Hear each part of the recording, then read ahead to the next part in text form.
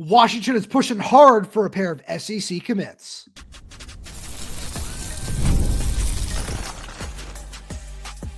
You are Locked On Huskies, your daily podcast on the Washington Huskies, part of the Locked On Podcast Network, your team every day. Welcome back into another edition of the Locked On Huskies podcast. I'm Roman Tomashoff. That's Lars Hanson. He writes with me over at Huskies Wire. It's great to be able to say that now. Thank you for making this your first watch or first listen of the day, as we are part of the Locked On Podcast Network, your team every day. And this episode is brought to you by the Amazon Fire TV Stick 4K. Turn any TV into your Xbox. No console needed. Head to Amazon.com/Fire TV Locked On to learn more. Lars has got a really fun show coming at all day, every day or stay. But just a quick reminder, wherever you're getting this podcast, YouTube, Spotify, Apple Music, Amazon Music, make sure you click that subscribe button, click that little bell down below so you never miss when we post a new video. If you have any questions, comments, concerns, drop them down below in the comment section. Leave a like on the video. And if you're audio only, please leave us a 5-star review as well. All that really helps us out a lot. And follow us on social media, Twitter, Instagram, TikTok, at Locked On Huskies. Got a lot of fun stuff for the summer plan, so make sure you check that out as well. Lars, like I said, fun practice today. Not a whole lot going on as the guys were in half shells before the scrimmage on Friday. So we'll get to that on the end. We need to talk about Washington's skill positions, how they're going to build that out. And that starts with a pair of SEC commits that Kevin Cummings is trying to flip. Exactly. The fact that they're both receivers, we're not talking about two different positions. We're talking about going and finding the best of the best when it comes to receivers, where you already have Terrence Arian in the class. So you got one position kind of sorted out. But they clearly, like Kevin Cummings, that is his hallmark. He goes for a big swing or two, and he didn't get one thing. Let's be clear. Let's make sure we name who we're talking about here. That's on me. That is Auburn commit Denairius Gray, 4-star from Florida, and 4-star Georgia commit Vance Spafford from Mission Viejo in California. And worth noting, Spafford has been up into the Seattle area before. Came up with Dash Beerley at the Under Armour event last season. I don't know that he took a visit at that point in time because I don't think he actually had an offer at that point in time. It could be, again, but I don't think he actually was on campus with Dash at that point. But it shows like Washington has continued to be a presence in his board. The one that really is the surprise is Gray, where if you think about you're getting a guy from you're getting him to come up from Hollywood, Florida. And when people ask, because I had a few people ask me on Twitter, commits don't mean anything anymore. Like he commits, but taking visits. He committed January 1st, 2024, not 2025. Yeah. He's been committed to Auburn for a long time. These are usually guys where, Mason Waller, right, was the receiver that committed super early to Washington, ended up backing off. Right.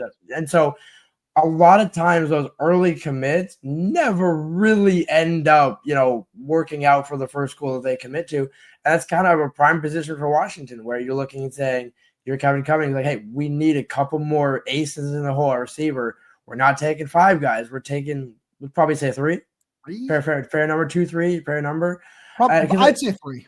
And that's why you're like, Aaron. And then now we have a whole laundry list of other guys, but the 2 that they clearly seem to be making a heavy push for are Spafford and Gray. No, absolutely. That's something that when I look at this class, it's really interesting just to see how it all plays out, where you're looking, and that's why we're going to make sure we spent a whole lot of time on this, is a lot of these body types that you're recruiting, whether it be Vance Spafford, Mason James, Terrence Arian, and Denairius Gray falls into a different category, are, slot receivers where they just thrive at using their speed to create separation. And they certainly are getting to the point where they're polished route runners.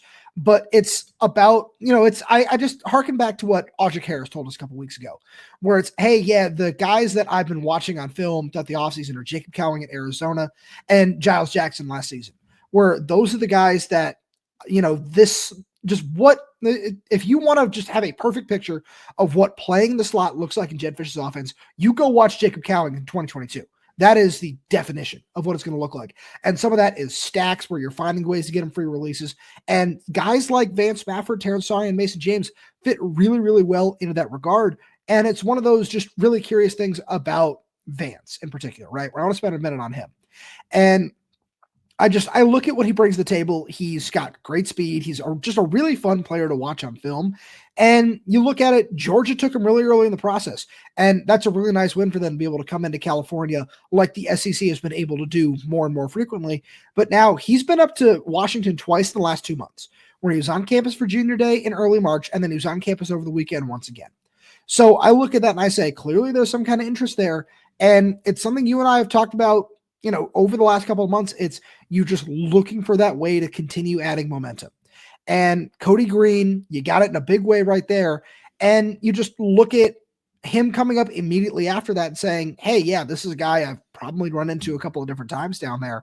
So just seeing that and seeing him want to stay on the West Coast, want to stay at Washington, it might make some of these kids reconsider. Now, let me be clear. Pulling somebody away from Georgia is a very, very difficult thing to do, especially for somebody, just one of, even though these guys are close to home, it's very difficult to do that from that school in particular. But seeing who Kevin Cummings is trying to take his big swings on this year, I think that it's a very nice play because he fits well in the offense. And if you think about a guy that in a not UW role that Kevin Cummings took a big swing and got was Tator McMillan. Was a guy that everybody thought was going to Oregon, maybe a couple of other schools. Nobody ever thought he would actually go to Arizona. Kevin Cummings sold him on it. And that, I think, is kind of when you think about Denairius Gray, where I like to think about Spafford, where Mason James, Spafford, all those guys, they're the perfect – and we say like, oh, wow, they're 5'10", 5'11". Those are the guys that find ways to get open. Those are the guys that are in the over the middle, like the slot guys, where we look on the roster. It's Kevin Green, Audric Harris. There's a number of guys that are getting reps at that position.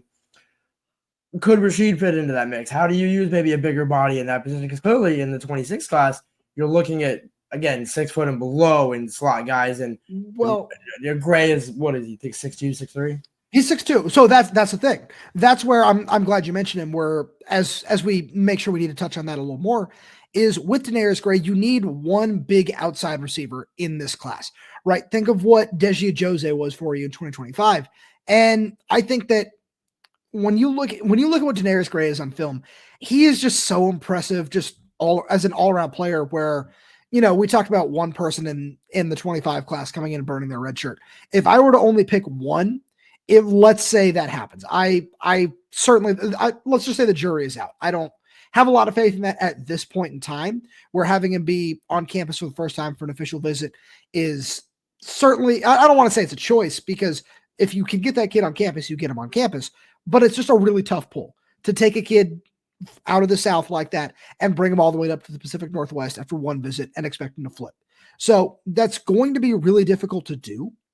But if you're able to impress him and you're able to get that kid to say commit and say sign with you, he's got the talent and just the big body with the long arms to be able to come in and play right away, because he has that, not even that level of ceiling. He's got that level of floor as well. So it's easy to see why Kevin Cummings is going after him.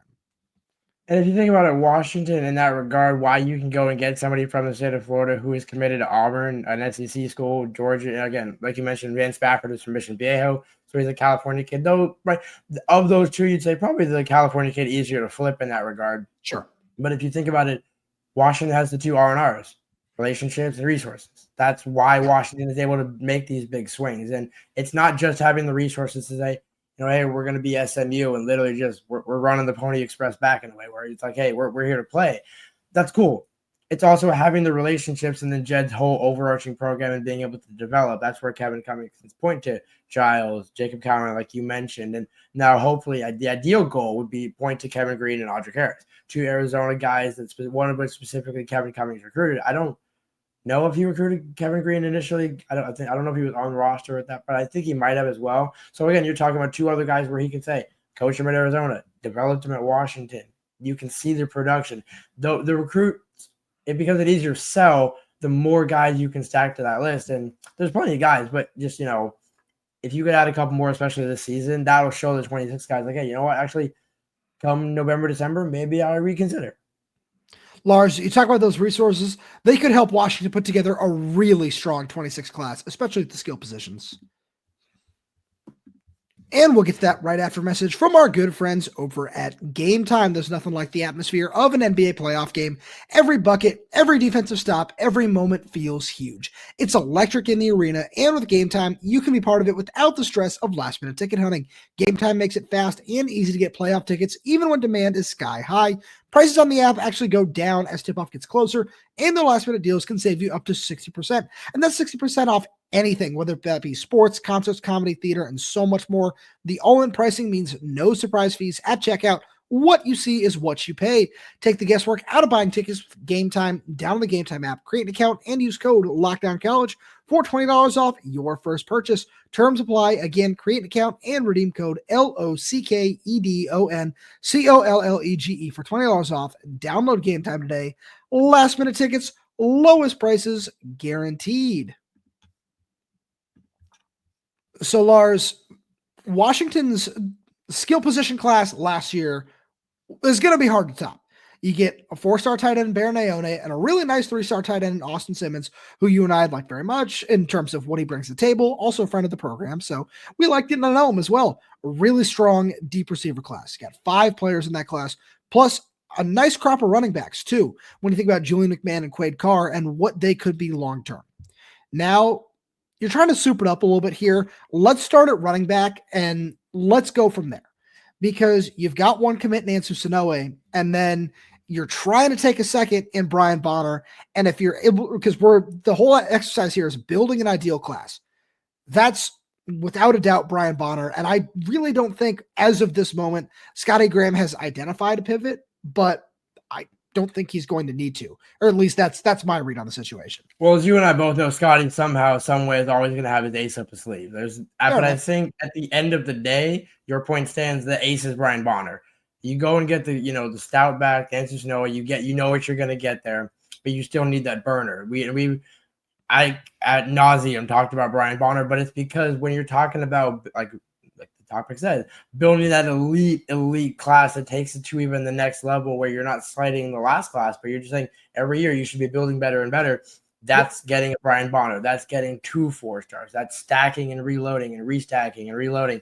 Because there's some guys where you just look at like Bonner, like the speed, like you need some of those guys. And especially when you're looking at running back, like not saying Ansu doesn't have speed, but you just don't look at him and think initially it's Brian Bonner's speed. So pairing those two together, it's thunder and lightning, USC days almost, if you think about it. No, absolutely. And that's a really fun part of, I look at this where Bonner, it seems to be a race between UW and Notre Dame for Bonner.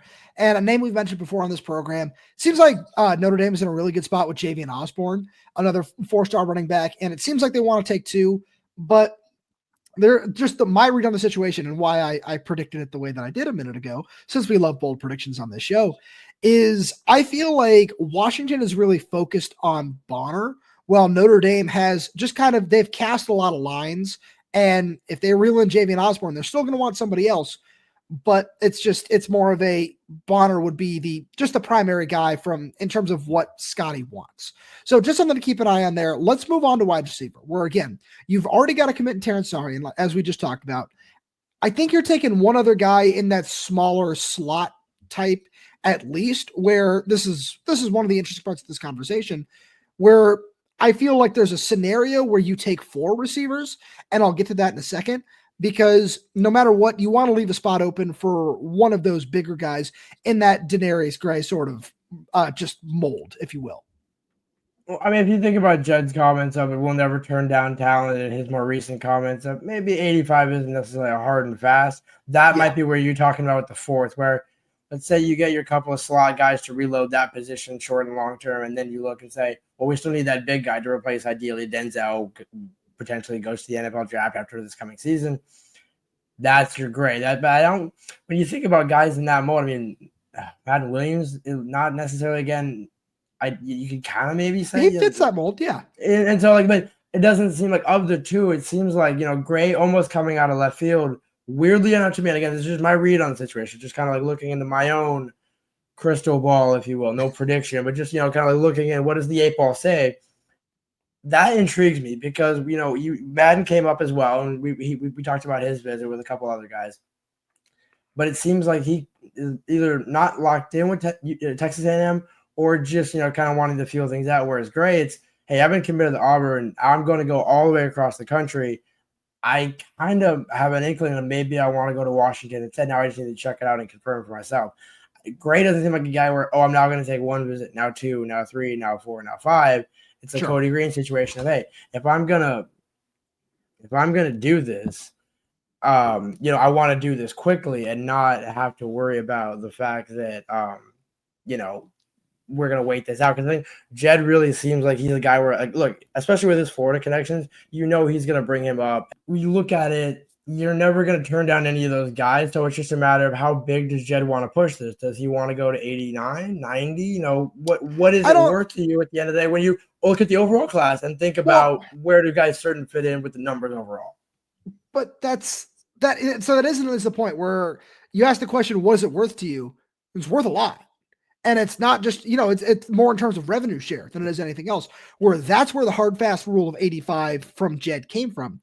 Was if we're keeping it at 85, we're going to be maximizing the revenue share for the guys on the roster. So I don't think you're wrong by any stretch of the imagination, but that's just going to be where it comes into play and where it's going to be monitored. So I'm glad you say it that way, because when I look at what this class could be, there is a situation where you take 4 receivers, where let's say Vance Spafford does want to flip to Washington. Let's just say that is the case. You're not turning down Mason James either. You're not saying, there's a 4-star from Oklahoma who fits our offense really well. Yeah, we're just going to say, okay, yeah, go to Oklahoma, go to Texas. They're not going to say that. That would just be ridiculous, because it's all about, one of the biggest things with taking a player like Mason James is finding a way to expand your recruiting footprint. And I think that would be a really great way to do it. Where I'm curious is, you talk about Denairius Gray. You talk about that outside receiver. I think that he would be a really good fit in that mold. I'd been really big on Luke Weaver. He got a USC offer over the weekend. I'm curious to see how that plays out. Seems like, whenever USC really gets into the mix for some of those kids in Southern California, shout out to my neck of the woods, that they can get those guys that they want them. So that's certainly just something to keep an eye on in that regard. But you need one of those just big movers, where I think about what it was for Kalen DeBoer in the 23 class to go in and pull Justice Williams out of Oaks Christian. Like, just somebody in that regard, just with that kind of skill set. And I don't know if it'll be Denairius Gray. I'm not necessarily feeling very confident in the Luke Weaver pick as of right now. So I think you have to go find somebody in that mold. And the names that I would want to watch are, you mentioned Madden Williams, but Daniel Odom as well, where one of those two guys could fit that bill. Another former potentially Oklahoma to Washington commit. Again, there's so many things that are lining up. And we mentioned, we actually had him on the podcast when as CJ kind of mentioned, Daniel Odom as a guy that, another Southern California guy where, hey, he's been up a couple of times now. It seems like he's interested. But in a way, as you were saying all that, it kind of also goes to another skill position, in terms of the tight end with Kai Wesley. Like, you have a big body like that, and maybe does Jedd decide, hey, do we want to kick, use him as a, point, power forward outside and just say, you know what, we're going to get creative here, because you could do that knowing you're taking 2 tight ends. No, I like this. Yeah, so that's what I wanted to ask you, because we've had some conversations with some of our buddies in the media about what this tight end class is going to look like. Some people are saying 1, some people are saying 2. Where do you fall in that discussion? Because this is, just to be completely honest about the Everydayers, this is not something we've discussed previously. No, but it's something that I've been kind of, it's almost been like unspokenly in the ether, where it's, what does the tight end room look like, where they took 2 last year? They seem to, much like running back, you want to take 2 at each position, 1 blocker, maybe 1 more polished receiver that you need to work on blocking. Austin Simmons, Baroneon, and you're just right there. You look at those 2 comps, Charlie Kroll and Decker DeGraff. Charlie Kroll missed his freshman season due to injury. You think about Ryan Ott, and you look Quentin Morris down the list, you're taking 2. And again, you could say 1 high school, 1 portal. I think when you're looking at the guys that you're looking at, and the reason why I bring up Kai Wesley is, like, you can do so much with that size. Why go bother yourself with a portal guy, having to, work him into your scheme? It's like, no, you're recruiting Kyle Wesley. Like, you know how good he is. You know he can fit in your system. Maximize the guys that you're recruiting in high school, because that's Jedd's sell anyways. Recruit the high school guys, sprinkle in the portal. Not, well, you know what, let's just go 1 tight end. We'll figure out, we'll make 1 guy a major priority, and then we'll go figure it out in the transfer portal. Jedd's not that kind of guy. No, I agree with you there. I think when I think major priority number 1 guy right now, I've kind of been in the boat that Landen Miree has kind of become that number one target. Another guy who was on campus over the weekend. And the reason I say he's the number one is because he is that polished receiving tight end as of right now. So I think that, and especially for him being that guy that is outside of the footprint, that is in Ohio, you want to kind of make those guys that higher priority, because I think of Kai Wesley and I think he hit the nail on the head.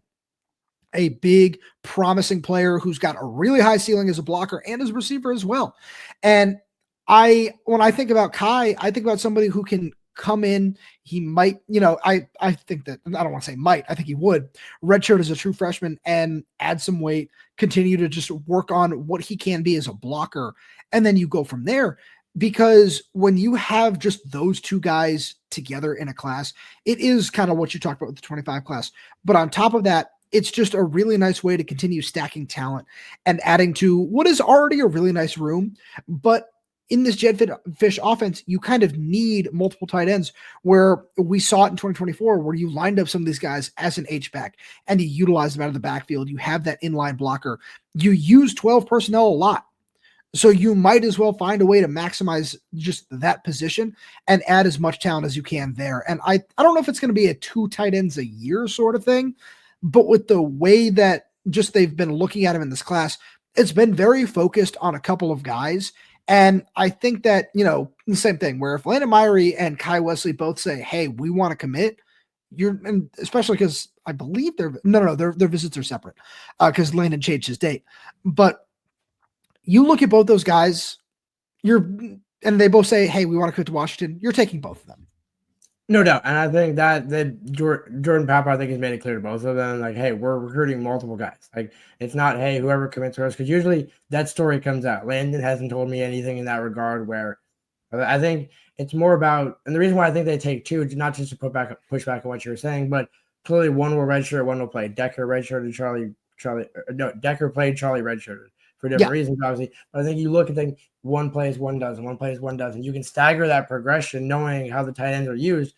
If Jedd evolves it, that's where your Kai Wesley's fit in, where, hey, if I'm going to go get a 6'7" tight end, let's use them in a couple of different ways here. Lars, let's jump into what we saw on the field on Monday. Right after a message from our friends over at FanDuel. The NBA playoffs are almost here, and FanDuel has given new customers an incredible way to get in on the action. Right now, when you join FanDuel and place your first $5 bet, you'll get $250 in bonus bets if your bet wins. I love how FanDuel makes betting so easy, whether it's picking my favorite team or diving into player props. And me picking my favorite team throughout the playoffs, that's the Celtics. I'm going to plug them whenever I get a chance. I've got them coming out of the East, facing the Oklahoma City Thunder, coming out of the Western Conference. I think that'd be a really fun NBA Finals matchup. You got all kinds of things you can check out over on FanDuel regarding that, futures and all that other sort of fun stuff. And from three-pointers to steals to assists, FanDuel has so many ways to bet your favorite player props as well. Plus, after the game tips off, you can even combine live prop bets into a same-game parlay for a chance to win big. Don't miss out. Head to FanDuel.com and claim your $250 in bonus bets today. So, Lars, just a heads up for all the everydayers out there, this was the final open practice of the spring, where we're not going to be at Wednesday's practice, which I believe is going to just end up being a walkthrough. We'll probably get a chance to talk to Jedd Fisch after that. But outside of that, this is the last time that we get to see this team outside of the spring game until fall camp. And it was a somewhat slow practice, just in terms of the guys were in shells. There weren't a lot of team drills or contact periods or anything like that. Obviously not when they're in shells.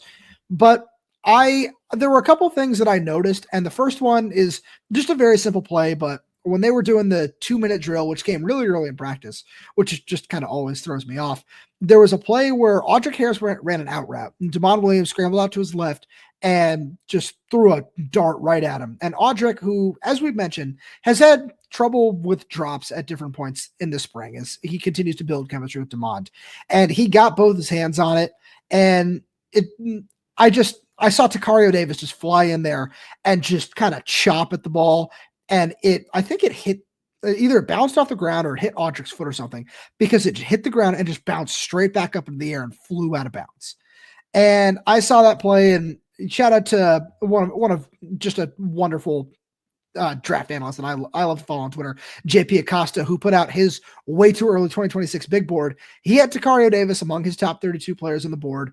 And I watched that play and I saw, this makes me feel vindicated as to why I think he's going to be a first round pick. So I agree with all that. Just when you said Damon and making a hot throw, it made me think of the throw to Decker that just nailed him in the face. I was like, oh yeah, Damon's got the zip. Yeah, no doubt there. Yeah. But the other throw, I thought you were going to mention a guy kind of because the receiver position today, where we probably got to spend a minute on this. Everybody has the case of the dropsy. They were inside the Dempsey today, and I think you look at it and think it's still spring, where certain guys have maybe struggled with drops a little bit more so than others. I think even Chris Lawson, I think even had one drop today. So, even the agenda had one drop. So nobody's perfect, obviously. But again, Chris obviously still had a solid day. But the one throw that got my attention was Kai Horton connecting to Justice Williams, the other agenda. Yep. I think I want to say, let's just conservatively say 40-yarder. Again, it was a 40-yarder. They're inside the Dempsey, and who really knows what the yardage is? But it looked like about a 40-yarder, whatever you want to call it.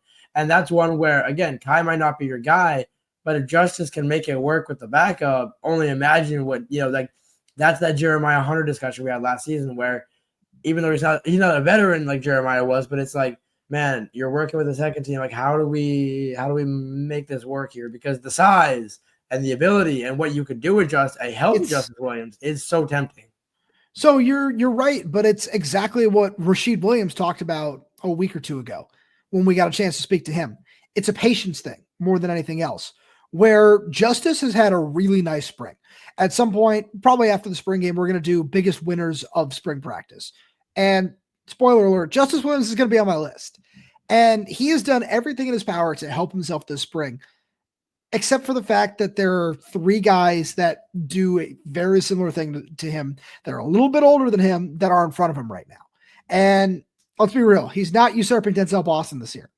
He's not usurping Amari Evans this year because both those guys probably going to end up leaving after the year. Omari for sure. Denzel, if everything goes well, probably going to be on his way to the NFL draft. Probably not usurping Rasheed Williams either, where Rasheed is just ready to take that step forward. He has waited his turn, and it's that time. Whether they find a bigger role for him in the slot or you find a way to just get him a whole lot of snaps on the outside. So Justice is just kind of the odd man out, but in the best way possible. Where it's, hey, yeah, we're probably going to see him a little bit this year at times. There's no way you can keep that guy off the field. But when you get into 2026, and assuming those two guys ahead of him are gone, you're going to find a way to get that guy a much bigger role in the offense. I completely agree with you, but the only thing that, and like it or not, in this day and age in college football, to prevent, and I'm not saying Justice would transfer, but just to prevent players from, hey, it's like you got to sit around for a couple of years. It's like, well, if I have the ability to keep moving up, like if I'm getting at least some targets, a couple of games, give him the Audric Harris plan. Give him 7, 8, 9 games where you're just wanting him to say, you know what, show us that you can do a couple of different things out there. And then, we'll get you 8+ games, 7+ games. So that next season, because if he just plays, call it 4 or 5, those are the ones where it's like, okay, those are the guys you worry about potentially transferring just because it's like, well, you can try and sell on, hey, next year you're the guy. It's like, right, but if I'm showing you in practice, I can be pretty impactful right now. Why am I not at least seeing the appeal at least somewhat? I think you make a great point, but I think you used the wrong name. Where, do you know who played in every single game last year and didn't, necessarily put together the season that you might have expected him to after being a 4-star recruit? Decker DeGraff? No, Rasheed Williams. It's the same thing where he plays that same. Yeah. No. It's, I just wanted to lead you in there. No, it's that same thing, right? Where because Jedd talked about it a lot. Where when he's playing the Z, when Jeremiah Hunter came out and Rasheed Williams went in, the targets went his way a lot, and you just found a way to, we're going to try to work this guy into the offense as much as possible. Maybe we see something like that this season, because it's just one of those things where you want to find a way to make sure that just train on the outside keeps moving in terms of it was Rome. Now it's Denzel. Maybe it'll be Rasheed next year. And then after that, you just keep that line moving with just big, talented guys on the outside, which is really exciting to think about. But Lars, I want to make sure we spent so much time on the receivers in this episode alone. I want to ask what else might have stood out to you, because I have a couple other notes, but I want to give you the floor. the defense's ability to kind of get random takeaways where I think it was Ramon Adams punched out one on Jonah Coleman. Yeah. And there was a couple other play. Elias Johnson had a good pass breakup that I believe it was against Chris Lawson. That definitely should have been a catch. And shout out to Elias for making that play. But it just seemed like a day where it's like, it almost seemed like a Big Ten kind of thing where it's, it's gray, it's overcast, but you still got to find a way to win potentially on the road. You need your defense to come up and figure a few things out. Now, you would hope, again, Jonah probably not going to be the guy that is, fumbling the ball, but again, it's good that he was, doing that in practice because, Scotty's going to harp on that. He's going to be like, hey, Jonah, take 2 laps, figure, you of all people should not be letting the ball hit the turf, especially on day 13 of spring camp. But it's a good reminder to some of these guys where, look, some of the veterans maybe are like, hey, you know what? Maybe we got to fine tune some things. And that because everything is building to what you're going to do in fall camp. The spring is kind of just that unintended springboard into Just waiting for it. The summer and into fall camp where it's the mentality that starts now where you don't have those fumbles, or if you do, you correct those going into the end. So by the time you come into fall camp, you're not worried about it. So I like where you're going there because the one other note that I wanted to make was a fun play I saw from Ramon Adams, where as he was working with the second team in the shout out to your cat for the second time in this episode, by the way. But as he was working with the second team as they were going through the 2-minute drill at the beginning of practice, he made a really nice play on the ball where I believe Kai Horton was looking for Marcus Harris down the far sideline, and Ramon's just kind of off his back foot was able to just adjust his body midair and almost came down with the interception, still made it look like a super athletic PBU as he was basically just parallel with the ground at a certain point as he leapt up, but just couldn't hold on to the ball on his way to the ground. And it's one of those things where you and I talked about him when he committed as somebody who could be a really just impressive athlete and just what he looks like in terms of his long speed and just his change of direction, different things like that. But he's going to take some time to develop. And I think that play kind of showed all of that in one, which is just a promising thing to think about where, after Caleb Presley leaves, it's, you're hoping for some kind of depth there. And we haven't been able to see Dylan Robinson yet since he's going to enroll in the summer and won't be available till fall camp. But just knowing you have some kind of depth on the outside is going to be crucial because I'm not saying that Ramon Adams, that one play is going to vault him into the depth chart where I look at Leroy Bryant. He's had a really nice camp. Rashawn Clark is still just doing his thing. 7 picks this spring is super impressive. And I like where this secondary lines up. And it leads into the last thing I wanted to mention before we get out of here, which is when we got to talk to Brian Odom after practice today, he was asked to describe Ryan Walters' defense. And one of the first things out of his mouth is after just strong, aggressive play up front is elite defensive backs who can play smothering man coverage. And that's exactly what just kind of all these guys are in that mold of. So I'm just really excited to see it come to fruition. Lars, as always, thank you so much for being here. Thank all everyone for tuning in. We really do appreciate your support. We got so much more fun stuff coming for you throughout the off season. So please make sure you subscribe wherever you get your podcasts, whether that's YouTube, Spotify, Apple Music, Amazon Music.